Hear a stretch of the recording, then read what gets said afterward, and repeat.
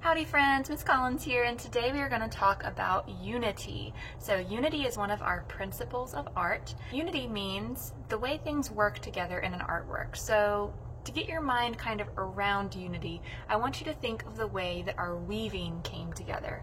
Whenever we made a weaving, we had pieces that came together in order to make one. They worked together in order to make one artwork. Those strips fit together in our loom in order to make a cohesive, unified artwork. So we're using that same kind of principle here, but instead of having a bunch of different pieces together, we're actually going to just start with one piece.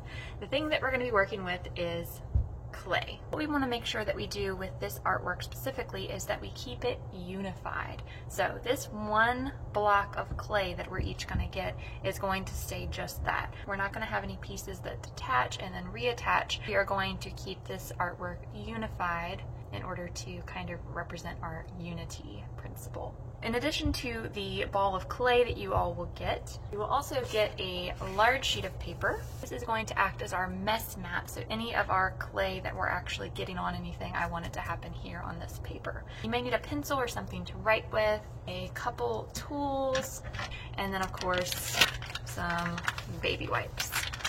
Now, before we ever begin work with our clay nugget, I'd like for you to use your mess mat and kind of sketch out some ideas. We did the same thing before with our contrast project. We sketched out our idea before we actually drew into our plate that we ended up printing with. So I want you to do that same idea. This is where you guys can kind of explore, decide what you want to make your clay piece into. Really, the main thing that I want you to focus on is we're not taking anything off of this that we are going to reattach. So in the past, we've done things like a pinch pot where we've added a handle. That's not the case because we want to keep it one unified, solid piece the whole time. You could make a pinch pot, but you couldn't make a handle and attach it because we're not attaching or detaching anything. We can remove stuff with this project, but you can't add back to it. For example, I could do one of our clay critters. I could end up doing something like that if I wanted to. I could end up making a pinch pot. What a couple people have done before in the past is made a pinch pot and then taken a tool like this and put little holes into it in order to maybe sit like a tea light candle or something like that on the inside. That might be a cool idea. You could make any kind of ornament. If you don't want to work as three-dimensional as some of these things, you could just smush your clay down flat and then use one of these tools to kind of carve into it in order to make a shape. So I could do something like that. Have like little holes here, so I could end up hanging like a little ribbon or something, and then I could use my carving tools again, just like we did with our contrast project, and I could carve something into this. You have a couple options here. You can draw as many sketches as you like. It's completely up to you. I'm going to go through some of these examples, but you see I've only drawn 3, and that's because I'm only going to let you rebuild 3 times. Your clay, as you start to work with it, is going to start to dry out. So the more that you squish it around and make it into something new, the harder it's going to be to work with it. So I'm only going to let you practice 3 times. Let's say that you really just want to do the clay critter. You make it once, but you're not happy with it. You can make it 2 more times after that, but 3 times only for restarting, because the more that you restart, the drier your clay is going to get. I'm going to start off by making our clay critter first. This is something that we always do in 2nd grade, so if you were in 2nd grade this year, this is really what you would be doing. We're getting a little bit less clay than we ordinarily would, so your clay critter is going to be tinier than ones that you might have seen in the past. If you're interested in making a clay critter, all you will do is you're going to start off by rolling this into kind of a log, something kind of like that, so it's more of a cylinder shape now rather than a sphere that it was before. Now, once you have it into a log, you are going to press your thumb into what will end up being the belly of our critter. We really want to make sure that we're not having any clay that's too thick with anything that we're making, because thick clay likes to hide air bubbles. Any air bubbles that are stuck inside of our clay will lead to a little mini explosion in the kiln, and we don't want that. Now that I have this little canoe shape, I'm going to start to kind of pinch out my limbs. Now I have 4 legs and a tail and a head on mine. Yours, of course, can look different. It doesn't have to be a realistic critter. It can be whatever you'd like. But for mine, I went with kind of a dinosaur, so that's what I'm going to follow. So I'm going to, at the edge of my boat or canoe or bathtub, I'm just going to start to pull up the corners, and these will end up being my little leg shapes. I'm going to go around and do that a little bit on each of those corners. Once I have pinched up my 4 little feet shape, then I can turn him over and start to pinch out a head shape as well. Now remember, we're trying not to detach anything, so I don't want to pull the head all the way off because then I'll have to start over, and that will be one of my tries. So I want to be really careful to make sure my clay stays unified, stays one piece the whole time as I am sculpting him.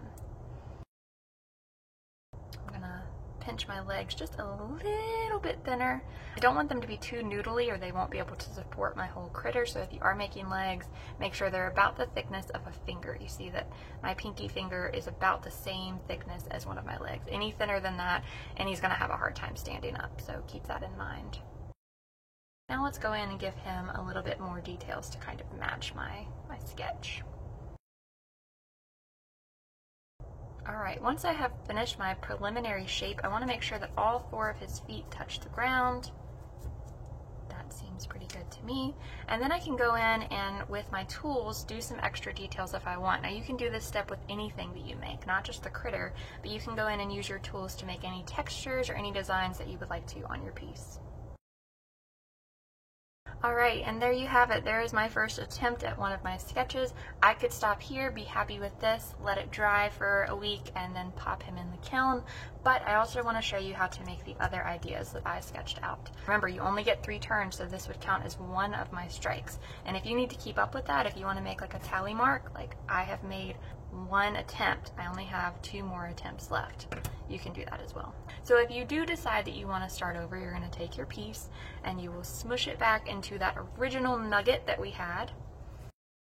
And I can already tell that my clay is starting to get more dry. You might notice I have a little bit more cracking, just a little bit drier clay here because I have absorbed some of the moisture as I've been working. And some of that moisture has evaporated as well. The longer we leave it out, the more that we work with it, the drier that our clay is going to be. Now for a pinch pot. A pinch pot is something most of us have already done before. You're going to start off with your same round sphere-ish shape, and you're going to take a thumb and you're going to squish it into the center of that sphere, but not all the way through. We don't want to make a donut, so you don't want to poke all the way through. So once you have this cave, the important steps now are to pinch, which is why it's called a pinch pot. So you're going to take your thumb and your fingers together and you're going to use that pinching motion to pinch the sides of your pot.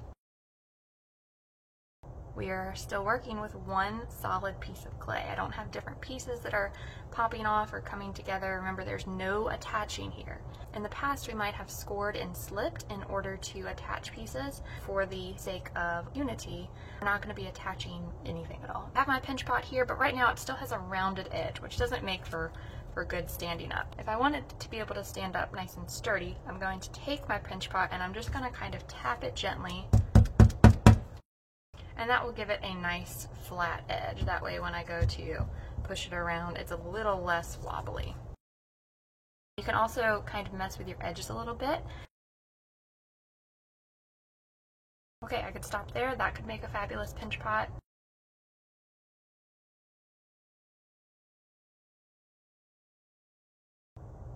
Alright, and there we have it. We have our little tea light candle holder, which I think will look really cool once we're done with it. Now, I want to be clear, you can change the shape or even the design of your artwork and it doesn't count as one of our tries. So if I got done with this and I said, oh man, you know what, I really wish I would have made this into a heart shape, then I can just push my clay into a different shape without having to start all the way over. You can make adjustments without it counting as one of your tries. So if I decide that I don't actually want to make a pinch pot or I want to start over, I don't like the way that it's turning out, I can add this scrap clay back to my pinch pot and then I can squish it back together one final time to make whatever design I am going to have to be happy with. So I'm just squishing it back into that sphere shape and it has gotten substantially drier, a lot more cracks this 3rd time around. Let me go ahead and tally mark my 2nd try. So with my final one, I said that I wanted to maybe make an ornament. So what I'll do in order to make an ornament is I'm just going to push my clay down, flatten it out. Whenever I'm flattening a piece of clay, I like to flip it over as I'm working. It just helps make sure that it's not getting stuck to the surface underneath. Same as before, you want this to be about as thick as a pancake. Any thinner than that and it's going to be kind of hard to work with. I'm just going to use some of my tools to carve out a design. At this point, I've kind of changed my mind. I don't want to make a heart shape anymore. I want to make a flower shape. So what I'm going to do is I'm going to use my little tool here. It's just a toothpick. I'm going to use my toothpick and I'm going to lightly on the surface sketch out an idea. But you know what? I actually don't like that. I don't want that. So I'm going to blend these lines back in. This will not count as one of my tries, the same way that it didn't count when I adjusted the shape of my pinch pot. I'm just kind of erasing a really, really gentle line here. So it's not like I'm starting completely over, and that stuff is okay. So once I have those lines smoothed out back to my starting point, I'm going to try one more time. Yep, okay, I'm much happier with that. That's the shape that I want to commit to. So now I'll go in with my bigger tool and I'll really start to carve out those lines. You might have to work in small sections here, kind of digging out a shape and then removing it instead of trying to do the whole thing. I'll collect any of my extra clay pieces over here in a clay pile and those will be recycled. I will not be able to use these for something else. We only get to make one piece each.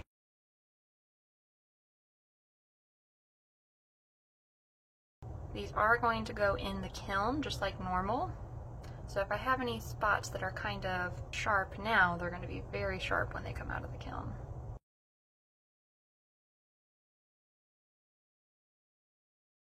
I will put just a hole in there, that way when it comes out of the kiln and it's totally finished, I can string it up on a ribbon or something and I'll be able to hang my piece. Alright, now that I am finished, this would count as my third attempt. So I am done at that point. I can't do anything else with this. Any extra clay that I have, I'm going to collect into a little nugget in order to return that back to Miss Collins. Then on the back or the bottom, somewhere on your piece, I want you to use your toothpick and I want you to write your name. I want you to use all capital letters. And I want you to make it as neat as possible. This is the only way I'm going to be able to determine whose piece is whose. So really take your time. If your name is not on your piece, you may not get it back. So make sure that you write your name clearly in capital letters on the back or on the bottom of your piece. And then Miss Collins will come by, take these up. We will let them dry for a whole week, and after that put them in the kiln. Once they come out of the kiln, we will be taking them home. We're not going to be doing glazing this year, so your piece will just end up very similar to the design you have now, only a lot lighter because that moisture that's in our clay will be burned out and we'll just be left with the sediment. Miss Collins will come by and pick up your piece, your extra clay, and your tools. The only thing you guys are in charge of is disposing of any leftovers. Thanks guys, I cannot wait to see what awesome unified artworks you come up with. Good luck guys, I'll see you next time. Bye!